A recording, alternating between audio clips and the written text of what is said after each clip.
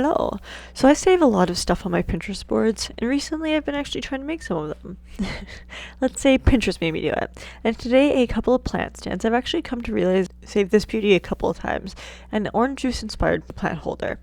Originally from the brand Bando, I believe, and yes, you can actually put a plant in this. I did start off with some cardboard, cut into it the dimensions that I wanted the walls to be. My original idea was actually to put clay around it on both sides, and that turned into be a little bit thicker than I wanted it to be, and in my opinion, a waste of clay. But I am including this footage because I still did use them. You can use polymer clay for this, and it will be waterproof, but I am using an air dry clay, which sounds like it won't be, but I promise it will be. Bear with me and trust the process.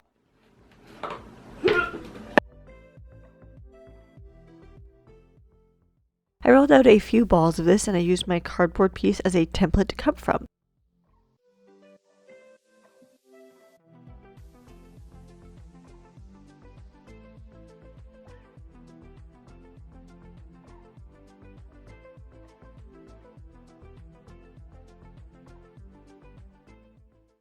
When I had my front and back inside pieces, I scored the edges that would be on the inside and added slip to them to make them easily attachable to one another. And once again, using that template, I squished all of my sides together.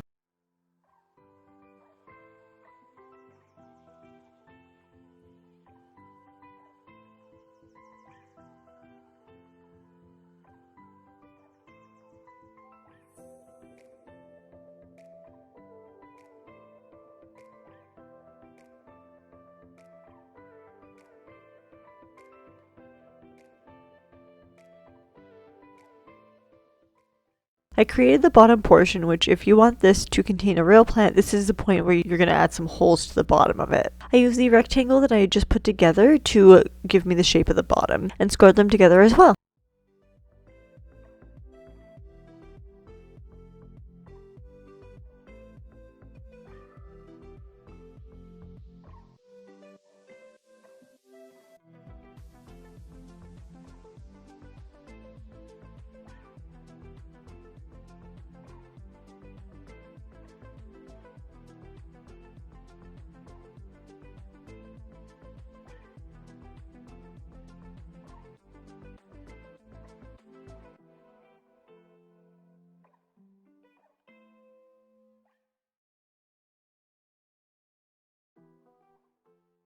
Finally, it was time for the top portion. This is where things got a little bit complicated.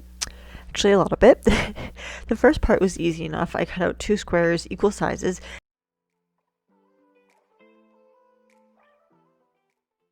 and then a triangle that would fit between the back piece and the 2 squares that I just cut out once they were placed on top in a triangular fashion.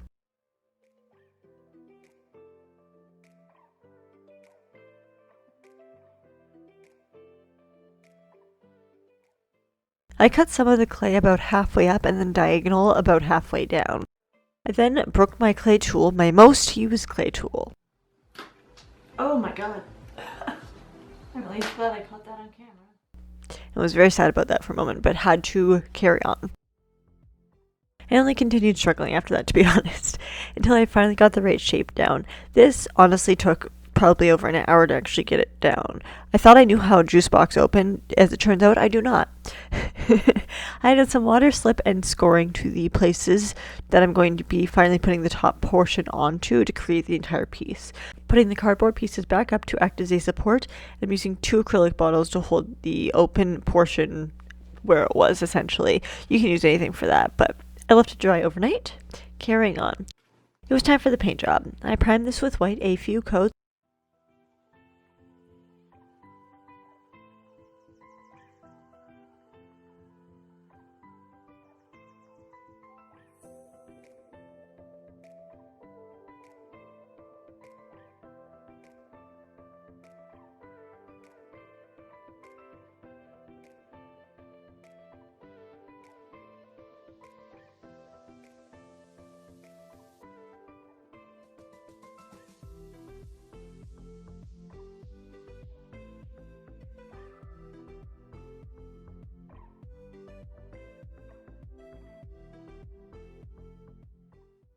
And then planned out the design, knowing I was going to be painting over the entire thing again at least one more time with the white and then a couple more times with the other colors to make them as bright and pigmented as possible.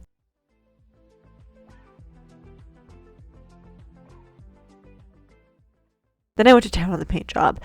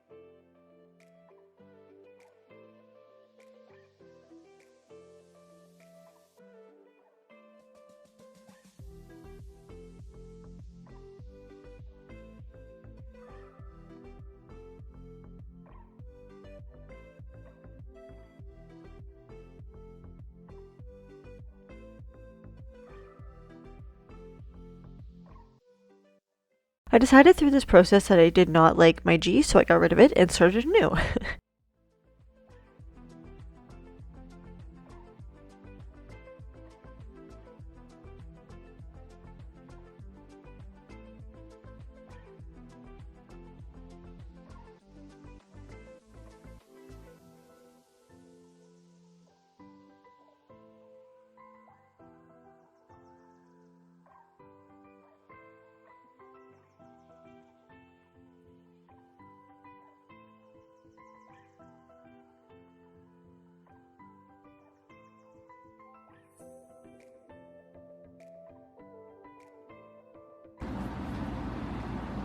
Oh my god, no, no.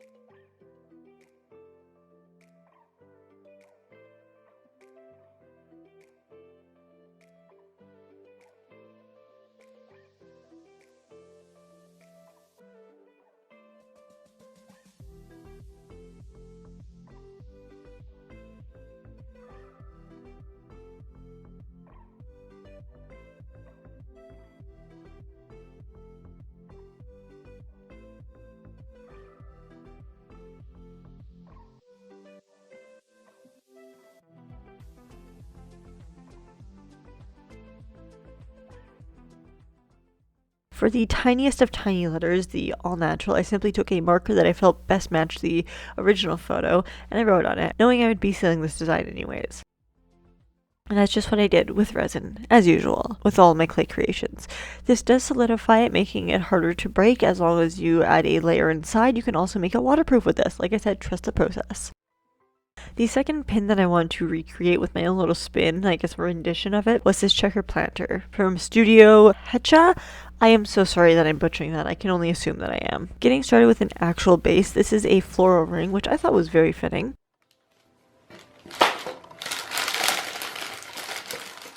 I ended up picking the bigger size to use out of this arrangement. This you can pick up from the dollar store or Michael's, but that's probably a little bit more expensive.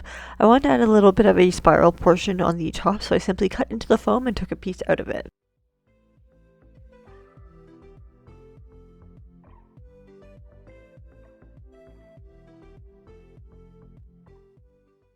Then for the star of the show, my air dry clay. Because I'm using this to encapsulate an already existing object instead of what I did with the orange juice, I'm using a puffy air dry clay so it's less likely to crack during the duration of this. I rolled it into a fairly thicker clay worm.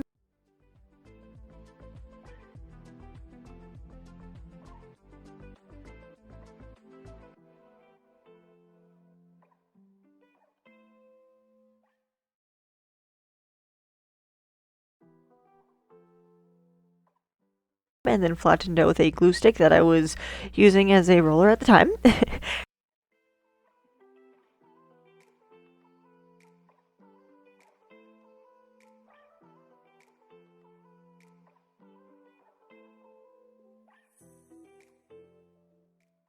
To get an exact fit, I did place the beginning of the floral ring, which I would consider to be one of the sides I cut into, and rolled it around the flattened clay until I got to the not so adjoining side. Pushed some of the remaining clay around the edge and then pinched along the seam to make it one solid object.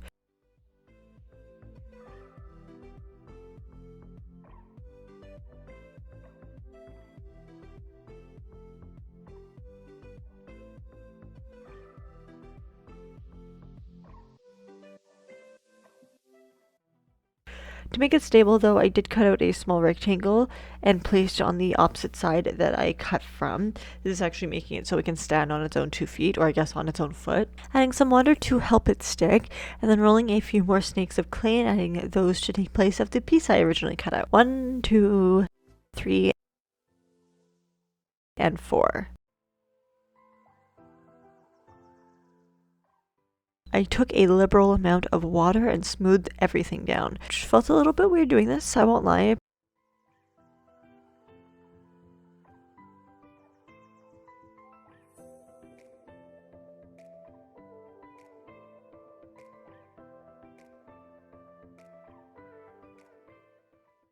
Now for the place where the flowers can actually go. I wrapped another small piece of clay and made a dip in it with a glue stick and then my fingers. And then attach that in the bottom inside piece.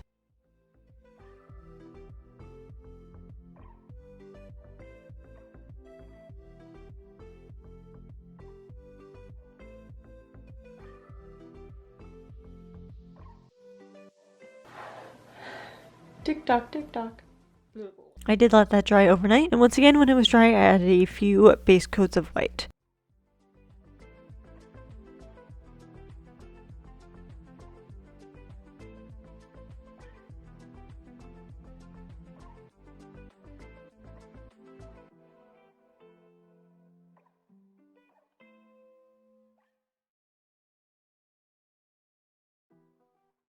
This next step, it took a while. I wanted everything to be super straight with clean lines, so I took some electrical tape as it's fairly easy to apply, but it also comes off easily as well. I added longer pieces down the side, and then I cut up smaller pieces to give the checkered effect, and colored around the black tape with black paint.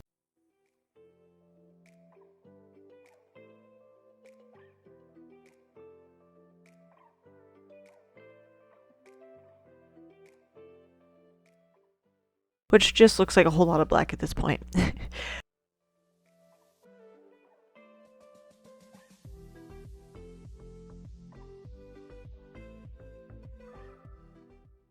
Peeling this back, I had realized that I could have pressed the tape down harder, but it's easy enough to manage the bleed that happened. The partial big reveal. So it is taking off some white, but not a ton. Some bleeding, but again, not a ton. Not too bad. We don't need to talk about that.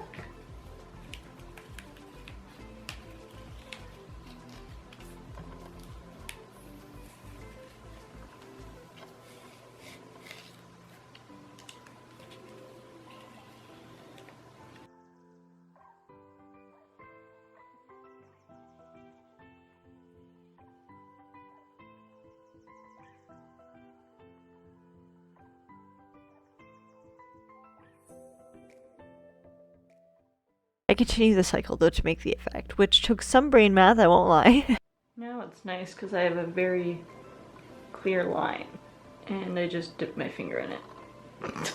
Did not realize I was still wet. That's what she said. So I'm going to be connecting it right there. I know it's kind of hard to see, but it's a little bit black. I'm going to be connecting it there and over. All right. So now all of this is going to be black and then it's going to stop. And all of this is going to be white.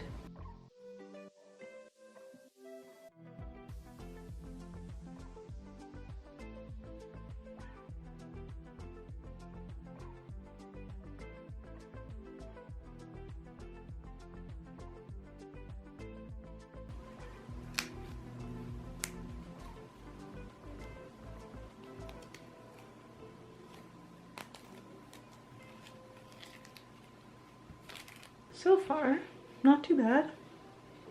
So now I just want to do down here and around.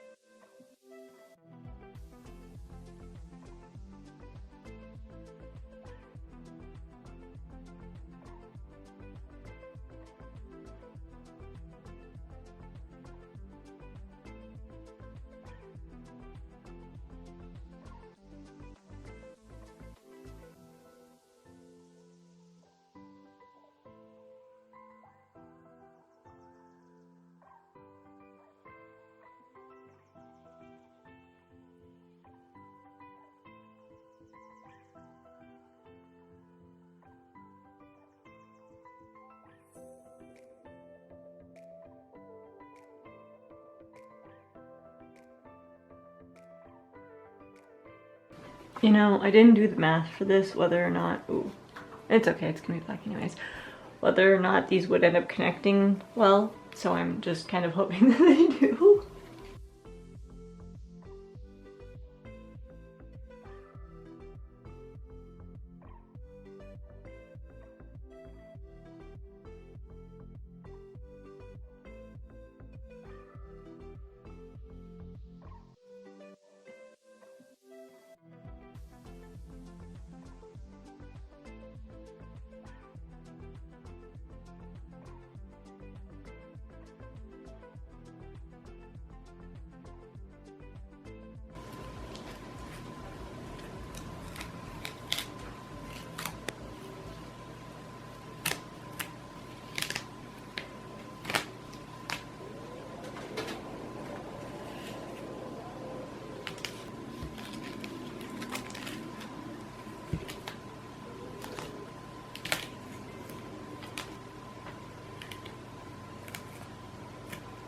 Alright, a few touch-ups here and there, but for the most part it worked out pretty damn well.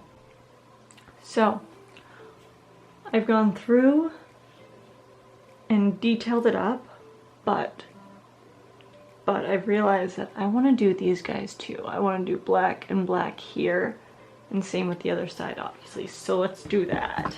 Oh god, I'm just getting white paint, white and black all over me, oh my god.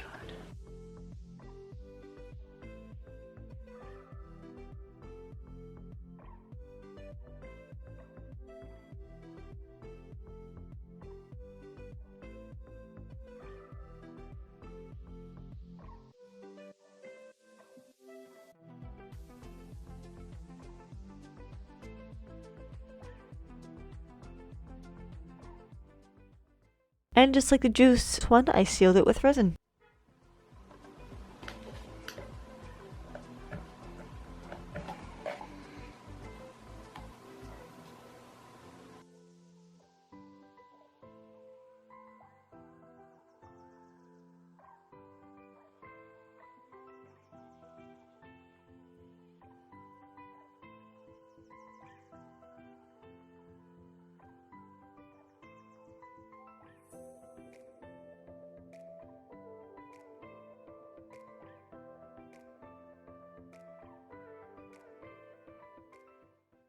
And that's all, folks. I hope you guys enjoyed this video. See you in my next one. Bye, guys.